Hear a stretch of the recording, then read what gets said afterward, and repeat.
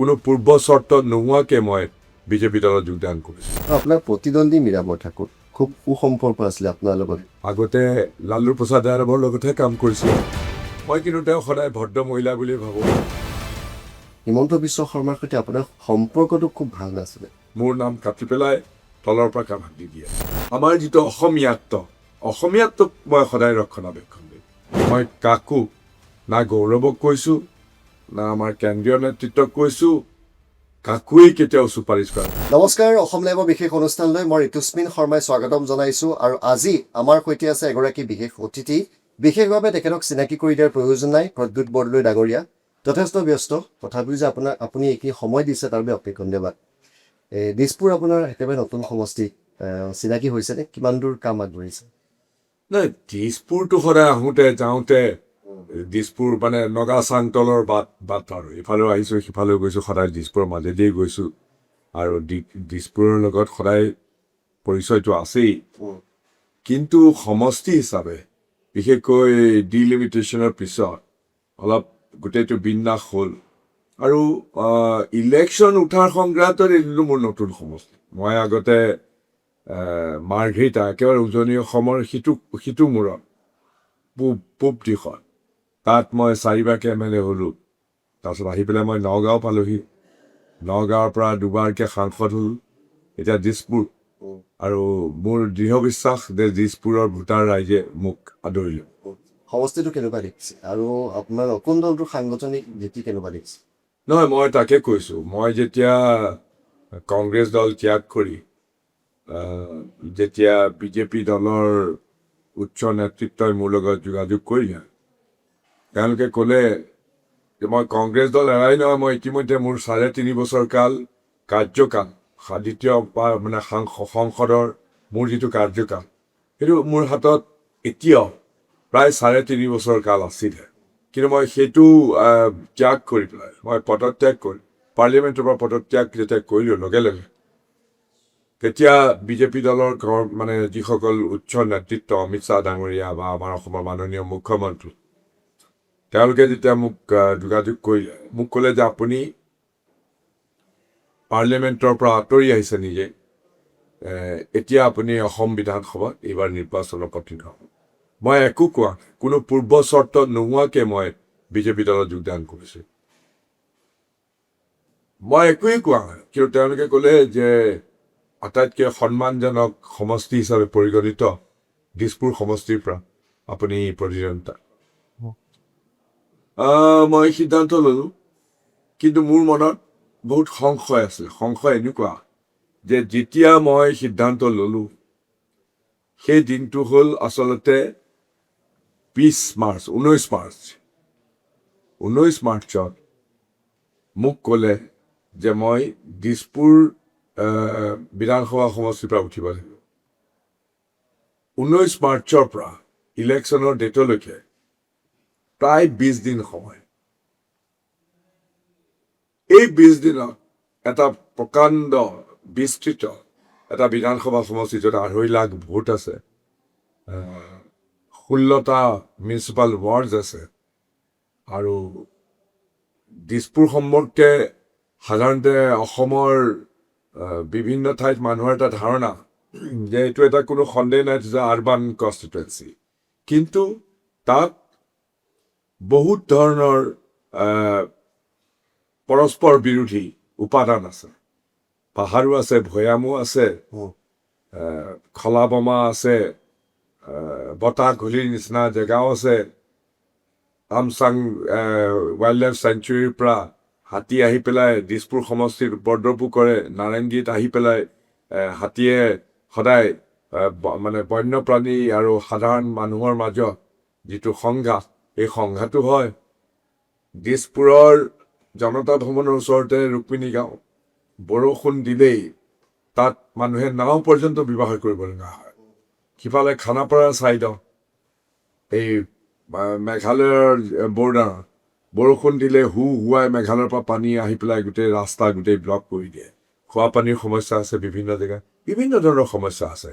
কিন্তু বাহিৰৰ পৰা ভাবে যে দিছপুৰখন একো প্ৰব্লেম নাই, দিছপুৰ মানে একেবাৰে মসৃণ কেপিটেল আৰু অসমৰ চৰকাৰখনৰ অসমৰ প্ৰশাসন যন্ত্ৰৰ স্নায়ু কেন্দ্ৰ কিন্তু পেৰাডক্স বহুত আছে তাত তো মই কথাটো বুজি পাওঁ কিন্তু যেতিয়া মই 20 দিন থকা অৱস্থাত যেতিয়া মোক ক'লে যে আপুনি বিধানসভা নিৰ্বাচনত আপুনি মানে আপুনি নিৰ্বাচন খেলিব লাগিব মই ক'লো মই ইমান কম সময়ৰ ভিতৰত কেনেকৈ খেলিম তেতিয়া বিজেপি দলৰ সভাপতি মোৰ বন্ধু আৰু মোৰ লগত একেলগে সংসদৰ মজিয়াত মোৰ প্ৰতিত্ব দিলীপ শইকীয়া ডাঙৰীয়াই ক'লে আপুনি চিন্তাই নকৰিব আপোনাক হাতত ধৰি পেলাই আমাৰ যিটো বিজেপিৰ যিটো সংগঠন সেই সংগঠনৰ গোটেই পৰিয়ালটোৱে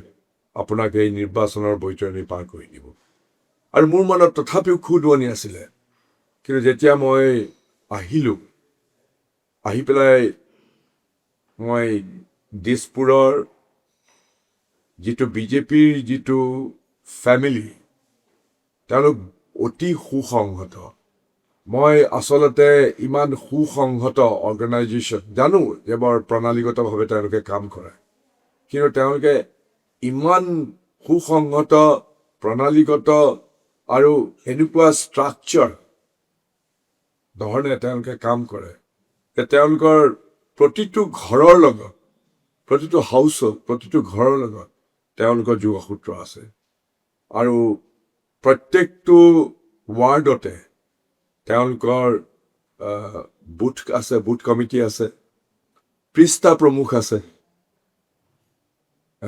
শক্তি কেন্দ্ৰবিলাক আছে তাৰোপৰি বেলেগ বেলেগ কিষাণ মৰ্চা যুৱ মৰ্চা মহিলা মৰ্চা এনেকৈ 7টা মৰ্চা তেওঁলোকৰ বিষয়ববীয়াসকল যে কাৰ্যকৰ্তা আছে সদস্য আছে আৰু বৃহৎ এটা পৰিয়াল আছে বৰ সুসংগতভাৱে কাম কৰে গতিকে মই আশ্বস্ত হ'লোঁ আৰু সঁচাকৈ মই যেতিয়া দিছপুৰলৈ আহিলোঁ এতিয়া মোৰ ফৰ্মেল কেম্পেইন কাইলৈৰ পৰাহে আৰম্ভ হ'ব কিন্তু তাৰ আগতে মই ৱাৰ্ডবিলাকত গৈ পেলাই বিজেপিৰ যিটো পৰিয়াল মই তেওঁলোকক লগ পোৱাৰ যোৱাকালিৰ পৰা অহৰহভাৱে মই বেলেগ বেলেগ ৱাৰ্ডলৈ গৈ আছোঁ আৰু তেওঁলোকে অতি উষ্ম আদৰণি মোক জনাইছে আৰু তেতিয়াই মোৰ অনুভৱ হৈছে যে মোৰ অকণো অসুবিধা নহয় মই দিছপুৰৰ যিটো নিৰ্বাচন এই নিৰ্বাচনত আগতীয়া মোৰ ফালৰ পৰা কোনো ধৰণৰ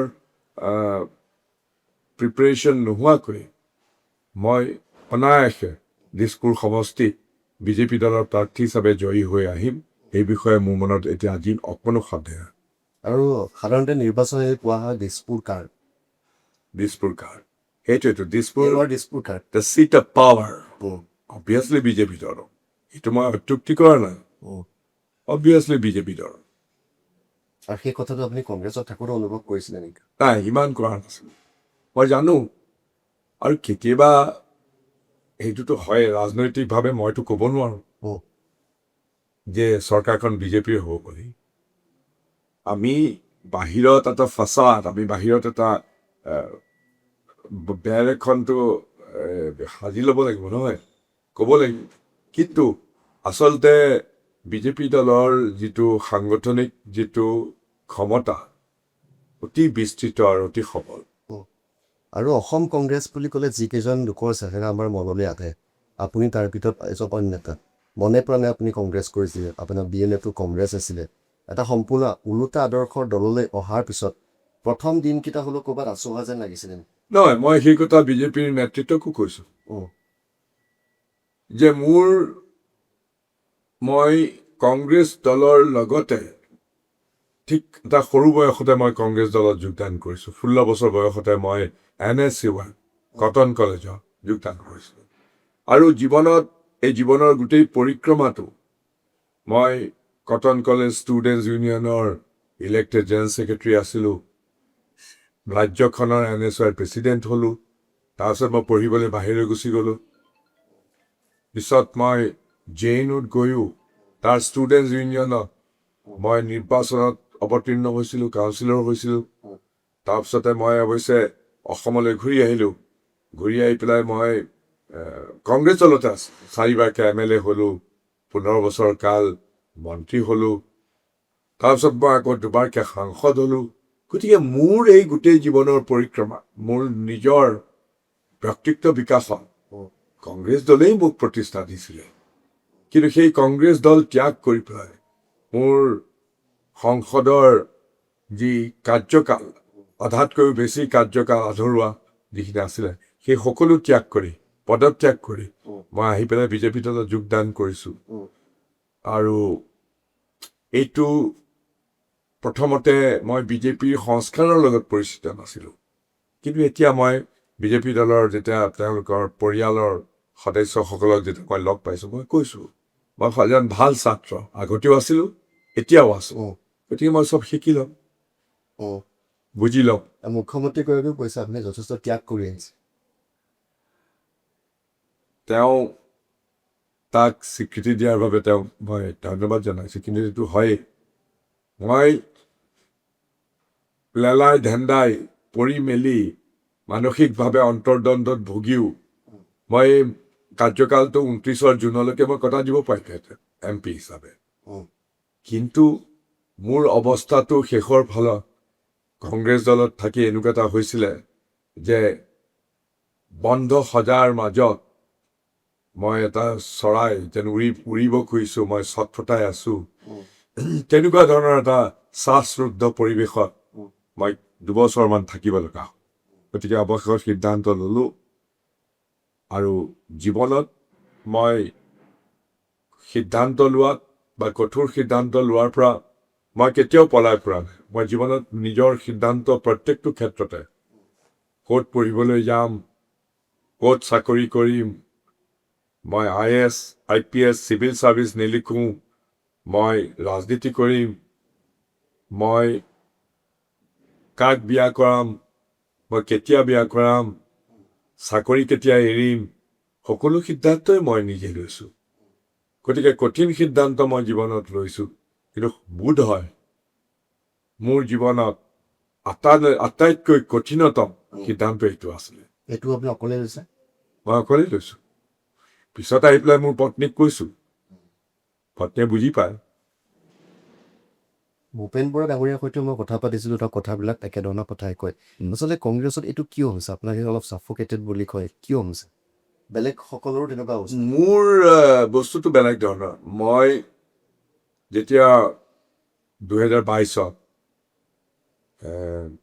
কংগ্ৰেছ দলৰ অৰ্গেনাইজেশ্যনেল ইলেকশ্যন হৈছিলে প্ৰথমতেতো অৰ্গেনাইজেশ্যনেল ইলেকশ্যন পাতিবই খোজা নাছিল তেওঁলোকে মানে এজন সৰ্বসন্মত প্ৰাৰ্থীক ৰাহুল গান্ধীয়ে ৰিজাইন কৰিলে গতিকে সৰ্বসন্মত কাৰোবাক তেওঁলোকে প্ৰেচিডেণ্ট পাতিব খুজিছিলে তেতিয়া মই এখন চিঠি লিখিলোঁ তেতিয়াৰ অল ইণ্ডিয়া কংগ্ৰেছ কমিটিৰ প্ৰেচিডেণ্ট যে কংগ্ৰেছৰ গোটেই ইতিহাসত পুৰুধা ব্যক্তিসকলে যিসকলে কংগ্ৰেছক সদায় গতিশীল কৰি ৰাখিছিলে তেওঁলোকে কংগ্ৰেছৰ সদায় আভ্যন্তৰীণ যিটো গণতন্ত্ৰ সেই গণতন্ত্ৰ বজাই ৰাখিবৰ কাৰণে নিৰ্বাচন অনুষ্ঠিত হৈছিলে মই উদাহৰণস্বৰূপে দিব খুজিছোঁ অল ইণ্ডিয়া কংগ্ৰেছ কমিটিৰ প্ৰেচিডেণ্টৰ পদটোৰ কাৰণে এফালে নেতাজী সুভাষ চন্দ্ৰ বসু এফালে জৱাহৰলাল নেহৰু তেওঁলোকে প্ৰতিদ্বন্দ্বিতা কৰিছিলে সুভাষ চন্দ্ৰ বসু দুবাৰকে অল ইণ্ডিয়া কংগ্ৰেছ কমিটিৰ প্ৰেচিডেণ্ট হৈছিলে প্ৰতিদ্বন্দ্বিতা কৰি পেলাই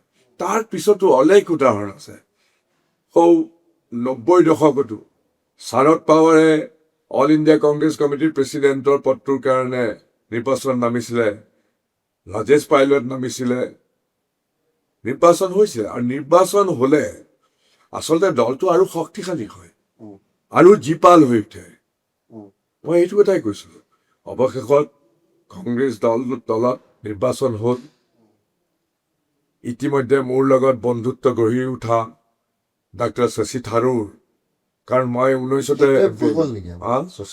তাৰপিছত মই শশী থাৰুৰৰ প্ৰপ'জাৰ আছিলোঁ মই তেওঁৰ হৈ পেলাই বিভিন্ন জেগাত তেওঁৰ লগত তেওঁৰ হৈ পেলাই মই প্ৰচাৰ চলাইছিলোঁ আৰু তেওঁ 1100 ভোট পাইছিলে কংগ্ৰেছৰ এই নিৰ্বাচনত এইটো এটা বৰ বৃহৎ আনকি তেতিয়া সেই সময়ত শাৰদ পাৱাৰো পোৱা নাছিলে সেইটোৱে চাগে দৃষ্টি আকৰ্ষণ কৰিলে কোনে তেওঁক শশী থাৰুৰক কোনে ইমান প্ৰপ'জাৰ হ'ল কোনে ইমান কষ্ট কৰিলে আৰু তাৰপিছত মই এনে অনুভৱ কৰিলোঁ যেন লাহে লাহে লাহে লাহে মই দলটোত মই লাগি হৈ গ'ল। কিন্তু মই এটা কথা ক'বই লাগিব যে মল্লিকাৰ্জুন খাৰ্গে সেই নিৰ্বাচনত যিগৰাকী প্ৰেচিডেণ্ট হ'ল, এজন বৰ্ষীয়ান অতি অভিজ্ঞ যিজন আমাৰ মানে এতিয়া কংগ্ৰেছ দলৰ যিজন প্ৰেচিডেণ্ট, তেওঁৰ কিন্তু হৃদয়খন বিশাল। তেওঁৰ পৰা মই কেতিয়াও কোনো ধৰণৰ বৈষম্য পোৱা নাছিলোঁ। কিন্তু হয়তো এই ছেকেণ্ড ৰাউণ্ড, দ্বিতীয় পৰ্যায়ৰ যিবিলাক নেতা আছে, তেওঁলোকে ভাবে যে মই গান্ধী ফেমিলিৰ বিৰুদ্ধে কৰিছোঁ। মই কেতিয়াও বিৰুদ্ধে কৰা নাই। মই ছোনিয়া গান্ধীক সদায় সন্মান কৰোঁ। কিন্তু তৃতীয় পৰ্যায়ৰ নেতাসকলে মোক এফালৰ পৰা সকলো ক্ষেত্ৰতে বঞ্চিত কৰিব ধৰিলে। আগতে নৰ্থ ইষ্ট কংগ্ৰেছ কোঅৰ্ডিনেশ্যন কমিটিৰ কনভেনাৰ আছিলোঁ। মোক ক'লে যে তুমি এতিয়া অধ্যক্ষৰ দায়িত্ব ল'ব লাগিব। নিৰ্বাচনৰ পিছত অধ্যক্ষ বাদেই দিয়া, মোক কনভেনাৰশ্বিপৰ পৰা আঁতৰাই দিলে। আমাৰ অসম প্ৰদেশ কংগ্ৰেছ কমিটিৰ সভাপতিৰ যিটো পেনেল, মোৰ নাম দুবাৰ 1 নম্বৰত আছিলে। মোৰ নাম কাটি পেলাই তলৰ পৰা কামাক দি দিয়ে। মোৰ তাত খুব নাই, ৰাজনীতি তেনেকুৱা ধৰণৰ হয়। মই বাৰে বাৰে অনুভৱ কৰিছোঁ মোতকৈ জুনিয়ৰ এজন সাংসদক বা ৰাজনৈতিকভাৱে যথেষ্ট জুনিয়ৰ লোকক, গৌৰৱ গগৈৰ কথাটো নকলোৱেই। গৌৰৱ গগৈটো তেতিয়া আজি 8 বছৰ আগতে, 10 বছৰ আগতে তৰুণ গগৈদেউ জীয়াই থাকোঁতেই গৌৰৱ গগৈ তেতিয়াই কংগ্ৰেছ ৱৰ্কিং কমিটিৰ মেম্বাৰ হৈছিলে। এতিয়াও মোৰ জুনিয়ৰ কিছুমানক ৱৰ্কিং কমিটিৰ স্পেচিয়েল ইনভাইটি পাইছে, ষ্টেটবিলাকৰ ইলেকশ্যনৰ স্ক্ৰিনিং কমিটিৰ মেম্বাৰ কৰিছে, কিন্তু মোৰ নাম কেতিয়াও নাই সংসদৰ মজিয়াত। যেতিয়া মই কাৰণ সেইটো দলে নিৰ্ধাৰণ কৰে কোনে ক'ব, কিমান সময় ক'ব। মই সদায় বিভিন্ন ধৰণৰ টপিকৰ ওপৰত মই অংশগ্ৰহণ কৰিব বিচাৰোঁ। সদায় চিঠি লিখি পেলাই কওঁ যে মই এইটো দিশত মই ডিবেটত অংশগ্ৰহণ কৰিব বিচাৰিছোঁ, কিন্তু মোৰ নাম কেতিয়াও নিদিয়ে। গৌৰৱ গগৈ পায়। গৌৰৱ গগৈটো একেবাৰে ডেপুটি লিডাৰ, তেওঁৱেই ঠিক কৰে। কিন্তু মোক কেতিয়াও এই যে কেতিয়াবা যে সংসদৰ মজিয়াত যে মই ভাষণ দিয়াৰ বা ডিবেট ডিছকাশ্যনত যে ভাগ লোৱাৰ মই দেখিছা চাগে, সেইবিলাক ফাইট কৰি পেলাই অৱশেষত কোনোমতে একেবাৰে লিষ্টৰ তলত দিয়ে, সময় দিয়ে 2 মিনিট। এই 2 মিনিটত মই কেনেকৈ কওঁ? এনেধৰণে সদায় বসিম। লাষ্টত গৈ পেলাই এনেকুৱা এটা পৰিস্থিতি হ'ল যে মই ভাবিলোঁ আৰু যে মই এনেকৈ চট ফটাই পেলাই এই সোণৰ সজাটোৰ ভিতৰত থাকি পেলাই এনেকৈ বন্ধ সজাটোৰ ভিতৰত চটফটাই থকাৰ কোনো মানে নাই। গতিকে সকলো ত্যাগ কৰি মই আহিলোঁ। ইয়াত মুক্ত মনে আপুনি কাম কৰিব পাৰিব।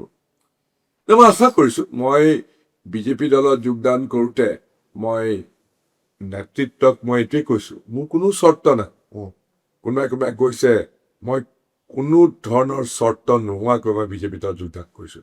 কেৱল এটা কথাই কৈছোঁ, মোৰ যেন আত্মসন্মান, মই যাতে বিজেপি দলত থাকিলেও বিজেপি দলৰ সকলো ৰীতি নীতি নিয়ম শৃংখলা মানি, আৰু দলীয় শৃংখলা মই সদায় মানিছোঁ, এতিয়া সকলো মানিছোঁ, কিন্তু মই যাতে মোৰ যাতে আত্মসন্মান, মোৰ যাতে মোৰ ওপৰলৈ কৰি পেলাই মই যাতে কাম কৰি যোৱাৰ এটা মুকলি পৰিৱেশ পাওঁ। তেওঁলোকে কৈছে সেইটো আপুনি পাব, সেইটো চিন্তা কৰিব যে সেইটোতে মই আশ্বস্ত হওঁ। এতিয়া প্ৰদ্যুৎ বৰদলৈ বুলি আমি যদি গুগলতো চাৰ্চ কৰোঁ, আপোনাৰতো বগা টুপিৰ সৈতে ফটোখন বহুত আহে। সেইদিনা দিলীপ শইকীয়াই যেতিয়া আপোনাক এই গেৰুৱা টুপিটো পিন্ধাই দিছিলে, অলপ আপুনি অস্বস্তিত পৰা নিচিনা টিভিত লাগিছিলে, সঁচা? নহয়, অলপতেতো এইটোতো স্বাভাৱিক, অলপতো ইতস্তত হ'বই, কাৰণ মই বিজেপিৰ সংস্কাৰটোৰ লগত পৰিচিত নাছিলোঁ। অলপতো থাকিব, মই তেওঁলোককো কৈছোঁ। আৰু অলপ দ্বিধাবোধ, অলপ মই তেনেকুৱা ধৰণৰ সংশয় সেইবিলাক থাকিবই। প্ৰথমতে মই কৈছোঁ ভাল শিকাৰো, গতিকে মই ভাল কথাবিলাক শিকি লওঁ। এসপ্তাহতে সকলো সলনি হৈছিলে নাই? একদম। আপোনাৰ পুত্ৰৰ ক্ষেত্ৰলৈ আহিছোঁ, খুব ডাঙৰ ষ্টেটমেণ্ট তেখেতে দিছে, আৰু আপোনাক আগতেও গুৰু বুলিও সামাজিক মাধ্যমত লিখিছে, তেখেতৰ বিষয়ে কি ক'ব? কি ষ্টেটমেণ্ট দিছে? আপোনাক কৈছে মোৰ পিতৃ মোৰ গুৰু, পিতৃ আদৰ্শ, আৰু তাৰপিছত তেওঁ নিজৰ প্ৰাৰ্থিত্বৰ প্ৰত্যাখ্যান কৰিছে এটা ডাঙৰ ষ্টেটমেণ্ট। মই এই কথাটো সাধাৰণতে আমাৰ পৰিয়ালৰ কথাবিলাক মই কেতিয়াও বাহিৰত কেতিয়াও কোৱা নাই। কিন্তু এইবাৰ যেতিয়া মই বিজেপি দলত যোগদান কৰিলোঁ, মই বিজেপি দলত যোগদান কৰাৰ কথাটো সহজভাৱে কোনেও লোৱা নাছিলে। মোৰ বন্ধুবৰ্গ, কংগ্ৰেছ দলৰ লোক, আনকি প্ৰতীক বৰদলৈও লোৱা নাছিলে। মাৰ্ঘেৰিটাত কংগ্ৰেছ দলে ইতিমধ্যে তেওঁক টিকেট দিলে। তেওঁ কথাষাৰ শুনি দৌৰ মাৰি পেলাই দিল্লীলৈ আহিলে। মই যিদিনাখন বিজেপি দলত যোগদান কৰিবলৈ গৈছোঁ ঘৰৰ পৰা, তেতিয়া মই মোৰ ল'ৰাক কৈছোঁ যে মোৰ এই সিদ্ধান্ত মই লৈছোঁ, এই সিদ্ধান্তৰ দ্বাৰা তুমি প্ৰভাৱান্বিত নহ'বা। মোৰ এই সিদ্ধান্তই যাতে তোমাক ইনফ্লুৱেঞ্চ নকৰে, কাৰণ তোমাক সৰুৰ পৰাই শিকাইছোঁ যে তুমি নিজৰ সিদ্ধান্ত, জীৱনৰ সিদ্ধান্ত তুমি নিজে ল'বা। গতিকে মই বিজেপি দলত যোগদান কৰিছোঁ, কিন্তু মই তোমাক কেতিয়াও কোৱা নাই যে তুমি গৈ পেলাই বিজেপি দলত যোগদান কৰিবা বা মোৰ সিদ্ধান্তৰ দ্বাৰা তুমি প্ৰভাৱান্বিত হোৱা। তুমি নিজৰ সিদ্ধান্ত ল'বা, আৰু তুমি যিয়েই সিদ্ধান্ত নোলোৱা লাগিলে মই তোমাক সদায় শ্ৰদ্ধা কৰিম, সন্মান কৰিম, তোমাৰ সিদ্ধান্তক মই সন্মান কৰিম। এইষাৰ কথা কৈয়ে মই ওলাই গৈছোঁ CMৰ ঘৰত দিল্লী। সেইদিনাখনে মই বিজেপি দলৰ সদস্য হ'লোঁ। গতিকে তাৰ এটা পটভূমিও আছে। মই যেতিয়া প্ৰথম MLA হৈছোঁ, তেতিয়া এই প্ৰতীক বৰদলৈৰ বয়স মাত্ৰ 3 বছৰ আছিলে। মই যেতিয়া নমিনেশ্যন দিবলৈ গৈছিলোঁ প্ৰথমবাৰ MLA এটা, আমাৰ মাৰ্ঘেৰিটাৰ ঘৰ আৰু SDO চিভিলৰ ঘৰ খুব বেছি 200-250 মিটাৰ হ'ল, 500 মিটাৰ নহয়। ঘৰৰ পৰা ওলাই গৈ নমিনেশ্যন দিবলৈ যাওঁতে 3 বছৰীয়া শিশুটোক, তেতিয়া এই ভূপেন বৰা ইউথ কংগ্ৰেছৰ প্ৰেচিডেণ্ট আছিলে, ভূপেন বৰাই এই প্ৰতীকক কোলাত লৈ প্ৰচেশ্যনত গৈছে। 3 বছৰীয়া মই MLA হ'লোঁ। আৰু এই 3 বছৰীয়া ল'ৰাজন এটা ৰাজনৈতিক ফেমিলিতে ডাঙৰ দীঘল হ'ল। তাৰ কেইবছৰমানৰ পিছতে মই মন্ত্ৰী হ'লোঁ। পোনে পোনে তৰুণ গগৈদেৱে মোক হোম মিনিষ্টাৰ বনাই দিলে। হোম মিনিষ্টাৰ বনোৱাৰ লগে লগে চাৰিওফালে পুলিচ, অমুক তমুক, DGP, চব মোৰ ঘৰ, মোৰ অফিচ, সোঁৱে বাৱে চিকিউৰিটি, চাৰিওফালৰ পৰা ক্ষমতাৰ এটা নতুন ধোঁৱা ববলৈ আৰম্ভ কৰিলে। কিন্তু তেতিয়াই মই মোৰ পত্নী আৰু মই সিদ্ধান্ত ল'লোঁ যে ইহঁতি বাঢ়ি অহা সৰু সৰু ল'ৰাকেইটা, আমি সিহঁতক এই ক্ষমতাৰ গৰম ভাতৰ ধোঁৱাই যাতে সিহঁতক দেই পুৰি নিনিয়ে, তাৰ কাৰণে আমি সিহঁতক সদায় আঁতৰাই ৰাখিম। মই ক'লোঁ যে মই মন্ত্ৰী, 15 বছৰ কাল মন্ত্ৰী থাকিলোঁ, কিন্তু আমাৰ ল'ৰা দুটাক কেতিয়াও মই মোৰ চৰকাৰী বাহনত মই উঠিবলৈ দিয়া নাছিলোঁ।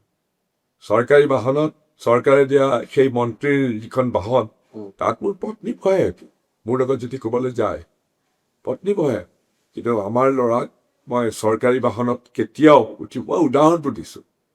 আৰু বিভিন্ন ধৰণৰ তেতিয়াতো যেতিয়া ক্ষমতাত থাকে বিভিন্ন ধৰণৰ মানুহ আহে নহয়, বিভিন্ন ধৰণৰ তেল দিয়া মানুহ আহে।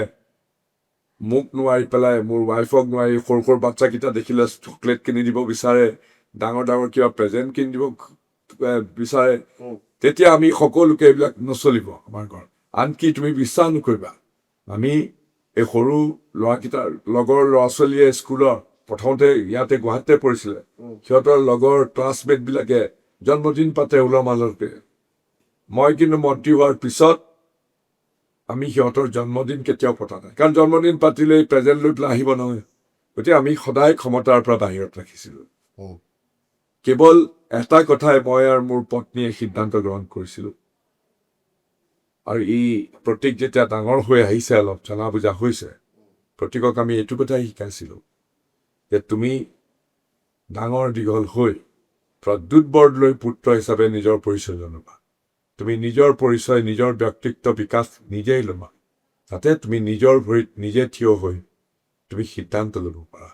আৰু আজি এনেকুৱা এটা সন্ধিক্ষণত সেই একেটা কথাই প্ৰতীক বৰদলৈ প্ৰমাণ কৰি দিলে যে নিজৰ সিদ্ধান্ত নিজে লৈছে। সেইটো মই সন্মান কৰোঁ, সেইটোৱেতো মই বিচাৰোঁ। তেখেতৰ আপোনাৰ সন্তানৰ যে ৰাজনৈতিক ভৱিষ্যতটো কংগ্ৰেছত আপুনি কি দেখিছে? মই একোৱেই সেই বিষয়ে নাজানো, কাৰণ মই কংগ্ৰেছ দলত যোগদান কৰিছিলোঁ, মোৰ সিদ্ধান্ত আছিলে। মই কংগ্ৰেছ দলত বিভিন্ন ক্ষেত্ৰত যি প্ৰতিষ্ঠা পাইছোঁ কংগ্ৰেছে লৈ দিছে, কিন্তু ৰাজনীতি কৰাটো প্ৰতীক বৰদলৈ কেতিয়াও নাছিলেই। বাহিৰত ভালকৈ পঢ়া শুনা কৰি বাহিৰত কাম কৰিছিলে। ঘূৰি আহি ক'ভিডৰ পিছত যেতিয়া পালেহি, তেওঁ গুৱাহাটীত মোৰ লগত থাকিলে। হঠাতেনো কি কীটাণুৱে কামুৰিলে মই নাজানো, গৈ পেলাই মাৰ্ঘেৰিটাত গৈ কাম কৰিবলৈ লাগিলে। অৱশ্যে সেই সময়ত দলীয় দায়িত্বও দিলে মাতি আনি পেলাই। কিন্তু মই নাভাবোঁ যে ৰাজনীতিৰ কিবা ক্ষমতাৰ লালসাত তেওঁ এনেকুৱা ধৰণৰ কৰিছে। তেখেতে যিটো কংগ্ৰেছত টিকট লাভ কৰিছিলে তাত আপোনাৰ ইনফ্লুৱেঞ্চ নাছিল? মুঠেই নাই। মই কাকো না গৌৰৱক কৈছোঁ, না আমাৰ কেন্দ্ৰীয় নেতৃত্বক কৈছোঁ, কাকোৱেই কেতিয়াও চুপাৰিচ কৰা নাই। মোক কেতিয়াবা কংগ্ৰেছত থাকোঁতে মোৰ ল'ৰাক লৈ পেলাই কেতিয়াবা মিটিং কৰা দেখিছা জানো? এই যে অইন নেতাই যে কৰে যে পুতেকক লৈ অনুমতে ঘূৰি ফুৰে, মইতো কেতিয়াও কৰা নাই। মই কৈছোঁ নিজৰ ভৰিত নিজে থিয় দি নিজৰ প্ৰতিষ্ঠা লাভ কৰা, নিজৰ ভৰিত নিজে যোগ্যতাৰ বলত নিজৰ এই পৃথিৱীখনত নিজৰ এখন সুকীয়া ঠাই সৃষ্টি কৰি লোৱা, সেইটোৱে মই বিচাৰোঁ। আপুনি ধৰক এতিয়া হিমন্ত বিশ্ব শৰ্মাৰ নেতৃত্বাধীন অসম বিজেপিলৈ আহিছে বুলি ধৰি লৈছোঁ, কিন্তু ধৰক আমিও সাংবাদিকতা যিসকলে গৈ ৰাখে তেওঁলোকে এটা প্ৰশ্ন নিশ্চয় সুধিব যে এটা সময়ত হিমন্ত বিশ্ব শৰ্মাৰ সৈতে আপোনাৰ সম্পৰ্কটো খুব ভাল নাছিলে, সঁচা নেকি কথা? তেনেকুৱা কথা নহয়। আচলতে আমি একেলগে কাম কৰিছিলোঁ। আমাৰ মতবিৰোধ বহুবাৰ হৈছে, কিন্তু মই এইটো কথাও ক'ব খুজিছোঁ যে যেতিয়া বিজেপি দলে সেই সময়ত কংগ্ৰেছত থকা কালত হিমন্ত বিশ্ব শৰ্মাৰ বিৰুদ্ধে অভিযোগ দিছিলে বিভিন্ন ধৰণৰ, মই হিমন্ত বিশ্ব শৰ্মাক কেবিনেট কলিগ হিচাপে কালেক্টিভ ৰেছপনচিবিলিটি যিটো আছে সেইটো পালন কৰি মই হিমন্ত বিশ্ব শৰ্মাক সদায় ৰক্ষণাবেক্ষণ প্ৰেছ কনফাৰেন্স কৰি পেলাই হিমন্ত বিশ্ব শৰ্মাক মই ৰক্ষণাবেক্ষণ দিছোঁ। মই ভাবোঁ এইটো মোৰ দায়িত্ব। আমি সকলো সতীৰ্থ আছিল, একেলগে কাম কৰিছোঁ, আৰু আমাৰ মাজত সদায় সৌহাৰ্দ্যপূৰ্ণ সম্পৰ্ক সদায় আছিলে, তেতিয়াও আছিলে। কংগ্ৰেছত থকাই পেলাই মই দিল্লীত MP হোৱাৰ সময়তো আছিলে, এতিয়াতো আছেই। আপুনি এতিয়া আপোনাৰ সমষ্টিলৈ আহিছোঁ, বহুত সময় আপোনাৰ পৰা নলওঁ। ধৰক আপোনাৰ সমষ্টিটো এতিয়া খুব এটা ডাঙৰ সমষ্টি, আগতেতো আৰু ডাঙৰ, অসম আটাইতকৈ ডাঙৰ সমষ্টি আছিলে, এতিয়াও যথেষ্ট ডাঙৰ সমষ্টি। আপুনি ধৰক এতিয়া একেবাৰে বিজেপি আপুনি ইয়াৰ প্ৰাৰ্থিত্ব লাভ কৰিছে, এইটো সমষ্টিত বহুত বৰ্ষীয়া নেতাও আছে। ক'ৰবাত মনত অনুশোচনা আছে নেকি যে মই অহাৰ কাৰণে অমুকে টিকটৰ পৰা বঞ্চিত হ'ল? নহয়, সেইটো মই বুজি পাওঁ, কাৰণ মই ভাবোঁ যে মই এজন খুব সংবেদনশীল ব্যক্তি। এতিয়া শ্ৰদ্ধেয় অতুল বৰাদেৱৰ কথাই ধৰা, কিমান বাৰ তেওঁ দিছপুৰৰ MLA আছিলে, দিছপুৰৰ পৰা মন্ত্ৰী হৈছিলে, আৰু হঠাতে বিজেপি দলৰ নেতৃত্বই মোক মাতি আনি পেলাই দিছপুৰৰ পৰা প্ৰতিদ্বন্দ্বিতা কৰিবলৈ ক'লে। যিসকলে কাম কৰি আছিলে তেওঁলোকৰ মনত ক্ষোভ হোৱাটো একেবাৰে স্বাভাৱিক। গতিকে মই বুজি পাওঁ, আৰু সেইকাৰণে মই আশীৰ্বাদ ল'বৰ কাৰণে অতুল বৰাদেৱৰ ঘৰলৈ গ'লোঁ। ঘৰলৈ গৈ মই বোলো আপোনাৰ পৰামৰ্শ মতে মই চলিম, আপুনি মোক লৈ যাব হাতত ধৰি পেলাই, আৰু মই আপোনাৰ যিটো আশা আকাংক্ষা আছে তাৰ মই সমভাগী হ'বলৈ চেষ্টা কৰিম। তেওঁ বুজি পালে, মোক ক'লে আকৌ আহিম। গতিকে সেইটোৱেইটো কথা। আৰু আপোনাৰ প্ৰতিদ্বন্দ্বী মীৰাবৰ ঠাকুৰ খুব সুসম্পৰ্ক আছিলে আপোনাৰ লগত, এতিয়া তাৰ বিপৰীত মেৰু। মইতো এতিয়াও সুসম্পৰ্ক বজাই আছোঁ, মইতো আৰু মানুহৰ লগত শত্ৰুতা কৰা মানুহ নহয়। কিন্তু মই নাজানো কিয় জানো এতিয়া মোক বিৰুদ্ধে বৰ বোলে বিশুদ্ধাৰ কৰি থাকে বোলে। মই কিন্তু তেওঁ সদায় ভদ্ৰ মহিলা বুলি ভাবোঁ, মোৰ তেওঁৰ প্ৰতি বহুত সদ্ভাৱ আছে। তেওঁ আগতে লালু প্ৰসাদ যাদৱৰ লগতহে কাম কৰিছিলে বিহাৰত। যেতিয়া ঘূৰি আহি পেলাই যেতিয়া কংগ্ৰেছ দলত যোগদান কৰিব খুজিলে মোৰ ওচৰলৈও আহিছিলে, মই তেতিয়া সুবিধা কৰি দিছিলোঁ। 2021 বিধানসভা নিৰ্বাচনত মই কংগ্ৰেছ দলৰ কেম্পেইন কমিটিৰ চেয়াৰমেন আছিলোঁ। গুৱাহাটীৰ ৱেষ্ট গুৱাহাটী চিটটোত তেওঁ কংগ্ৰেছ দলৰ প্ৰাৰ্থী হিচাপে বাছনি কৰা মোৰ বৰ ডাঙৰ ভূমিকা আছে আৰু অকল প্ৰাৰ্থী হিচাপেই নহয় মই তেওঁৰ নিৰ্বাচনত 2021 চনত তেওঁ এতিয়া মনত পেলাই নাজানো মই বিভিন্ন প্ৰকাৰে তেওঁক সহায় কৰিছোঁ প্ৰচাৰত অংশগ্ৰহণ কৰিছিলোঁ সহায় কৰিছিলোঁ তাৰ পিছতো 24 চনৰ লোকসভা নিৰ্বাচনত মই নগাঁৱত উঠিছোঁ তেওঁ গুৱাহাটীত উঠিছে তেতিয়াও মই তেওঁৰ প্ৰচাৰত মই আহিছিলোঁ নিজৰ কেম্পেইন এৰি পেলাই মই তেওঁৰ প্ৰচাৰতো আহিছিলোঁ গুৱাহাটীত ভালেমান মিটিং ভালেমান নিৰ্বাচনী সভাত অংশগ্ৰহণ কৰিছিলোঁ আৰু সদায় মই সৌহাৰ্দ্যপূৰ্ণ সম্পৰ্ক বজাই ৰাখোঁ এতিয়াও ৰাখিম কিয় নাৰাখিম তেওঁৰ প্ৰতি মোৰ সদ্ভাৱ আছে আৰু মই তেওঁক ভদ্ৰ মহিলা বুলিয়ে গণ্য কৰোঁ আৰু আজিকালি ভোটাৰে কনষ্ট্ৰাক্টিভ কথাবিলাক খুব ভাল পায় সমালোচনাতকৈ আপোনাৰ এটা ড্ৰিম আছে বা আপোনাৰ এটা ৰোড মেপ আছে এই সমষ্টিটোক লৈ সেইখিনি আপুনি প্ৰকাশ কৰিব পাৰিব নেকি পালে মই আচলতে যিটো অপটিক্স চিম্বলিক ৱে দিছপুৰ হ'ল অসমৰ গোটেই প্ৰশাসন যন্ত্ৰ দিছপুৰ হ'ল গোটেই অসমৰ যিটোক ইংৰাজীত কয় the seat of power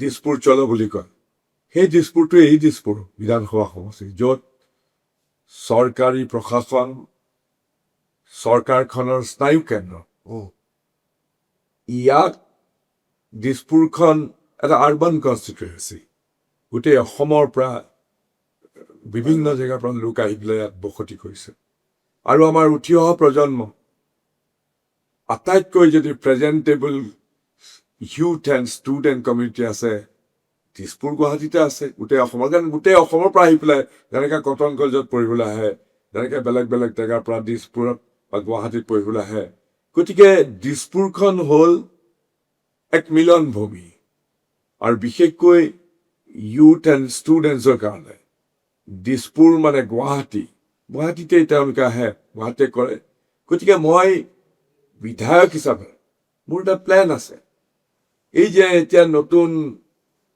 artificial ইণ্টেলিজেন্সৰ এটা নতুন বিপ্লৱ আহিছে যি আমাক সকলোকে জোকাৰি গৈছে মই উদাহৰণস্বৰূপে মোৰ সমষ্টিত মোৰ পৰিকল্পনা আছে যে মই AI ছুপাৰ স্কুল এখন তৈয়াৰ কৰিম যাতে আমাৰ উঠি অহা প্ৰজন্ম ইউথ ষ্টুডেণ্টক নতুন যিটো বিপ্লৱ ক'ব নোৱাৰাকৈ আমাৰ জীৱন সকলো সলনি কৰি দিছে আৰ্টিফিচিয়েল ইণ্টেলিজেন্সে মই AI ছুপাৰ স্কুল এখন কৰিব বিচাৰোঁ মই আপস্কিলিঙৰ কাৰণে আমাৰ ইউথক আমাৰ যুৱ প্ৰজন্মক মই তৈয়াৰ কৰিব বিচাৰোঁ মই হিমন্ত বিশ্ব শৰ্মাক ধন্যবাদ জনাওঁ যে ছেমি কণ্ডাক্টৰ ইণ্ডাষ্ট্ৰী আহিছে তাৰ লগতে এই যে কৰ্মসংস্থান সৃষ্টি কৰিবৰ কাৰণে আমি প্ৰশিক্ষিত হ'ব লাগিব মই উদাহৰণটো দিব খুজিছোঁ আমাৰ অসমৰ ল'ৰা প্ৰতি বছৰে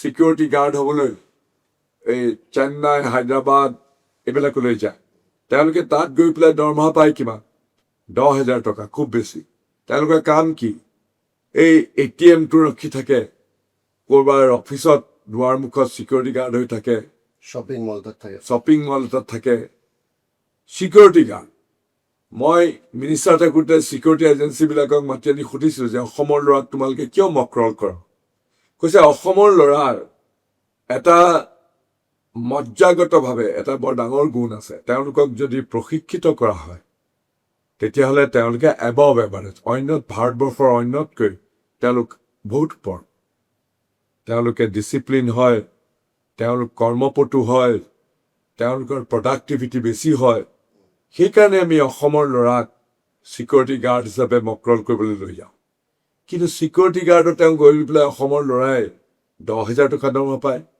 কিন্তু তোমাক মই কৈছোঁ শ্বাহৰুখ খানৰ ছিকিউৰিটি ছালমান খানৰ ছিকিউৰিটিয়ে বা মুকেশ আম্বানীৰ ছিকিউৰিটিৰ কথাটো নকলোৱেই শ্বাহৰুখ খানৰ ছিকিউৰিটিয়ে মাহত 5 লাখ টকা দৰমহা পায় আৰু মুকেশ আম্বানীৰ ছিকিউৰিটিয়ে 20 লাখ টকা মাহে দৰমহা পায় ডিফাৰেঞ্চটো কি ডিফাৰেঞ্চটো এইটোৱেই যে প্ৰশিক্ষিত হ'ব লাগিব আমাৰ অসমীয়া ল'ৰাৰ অসমৰ ল'ৰাৰ ইনহেৰেণ্ট আগতে ব্ৰিটিছৰ দিনত সৈন্যবাহিনী মক্ৰল কৰিবলৈ বাছি বাছি গোৰ্খা আৰু শিখসকলক মক্ৰল দিলে। কিয়? কাৰণ যুদ্ধ কৰাৰ যিটো গুণ, সাহস হোৱা, সেইটো গোৰ্খাসকলৰ মাজত আছে, সেইটো শিখসকলৰ মাজত আছে। ঠিক তেনেকে আমাৰ আজি অসমৰ বা উত্তৰ পূৰ্বাঞ্চলৰ যি যুৱ প্ৰজন্ম, কিছুমান বিশেষ গুণ আছে যি ভাৰতৰ অন্য জেগাত নাই। আমিও মোগলৰ ঘৰুৱা জাতি।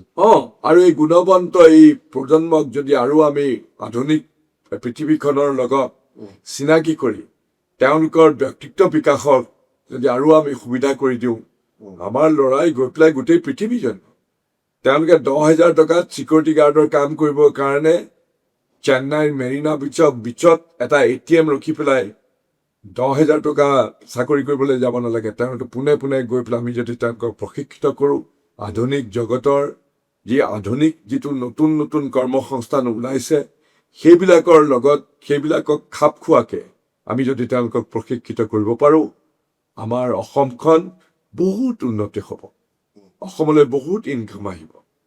গতিকে এনেকুৱা ধৰণৰ মোৰ এটা ভিজন আছে দিছপুৰক লৈ, আৰু ভগৱানে কৰিলে মই নিশ্চয় এনেধৰণে ভৱিষ্যমুখী ৰাস্তাৰে মই আগবাঢ়িম। মুখ্যমন্ত্ৰীগৰাকীৰ যিটো বৰ্তমানৰ আজিও তিনি কথা কৈ আছে, মুখ্যমন্ত্ৰীগৰাকীৰ যিটো আগ্ৰাসী এণ্টি নিয়া যিটো স্থিতি, সেইটোৱে আপোনাক ক্ষতি কৰিব নেকি? কাৰণ হাতীগাঁও আপোনাৰ সমষ্টিতে আছে। চাওক, মই তেওঁৰ ৰাজনৈতিক কাৰণত তেওঁৰ এই নেৰেটিভ হয়তো আছে, কিন্তু মই অসমৰ যিটো ছ'চিয়েল ফেব্ৰিক্স, সাতাম পুৰুষীয়া, সেইটো মই সদায় ৰক্ষণাবেক্ষণ দিম। মোক ক্ষতি কৰিবনে নকৰে সেইটো বিচাৰ্য বিষয় নহয়, কিন্তু মই আমাৰ যিটো অসমীয়াত্বক মই সদায় ৰক্ষণাবেক্ষণ দিম। আৰু অসমীয়াত্ব হ'ল বহলভাৱে সকলোকে সামৰি লৈ পেলাই, যিটো চাওলুং চুকাফাদেৱে আৰম্ভ কৰা ঠিক বেজী সূতাৰে সি অসমীয়াৰ পৰিচয়। গুৰুজনাই যেনেকৈ আমাৰ সত্তাটো দিলে, এটা বিশুদ্ধ ধৰ্ম, এটা আধ্যাত্মিক ৰাস্তা, মাৰ্গদৰ্শন কৰি দি পেলাই, গতিকে সেইটোৰে সকলোকে জানো বান্ধি ৰখা নাছিলে উদাৰভাৱে, বহলভাৱে। মই সেইটো মতাৱলম্বী লোক, গতিকে সেইটোক মই ৰক্ষণাবেক্ষণ দিম। বহুত বহুত ধন্যবাদ। আৰু শংকৰ আজানৰ দেশ বিচাৰে নে শংকৰ মাধৱৰ দেশ বিচাৰে, বদলে আমি পৰৱৰ্তী সময়ত গম পাম। এতিয়া আপুনি খুব নতুন, আপোনালৈ যথেষ্ট শুভেচ্ছা জ্ঞাপন কৰিছোঁ। থেংক ইউ, বহুত বহুত ধন্যবাদ। আৰু ইয়াৰ লগে লগে অসম নামৰ বিশেষ অনুষ্ঠানৰ পৰা মই ঋতুস্মিন বিদায় লৈছোঁ। নমস্কাৰ।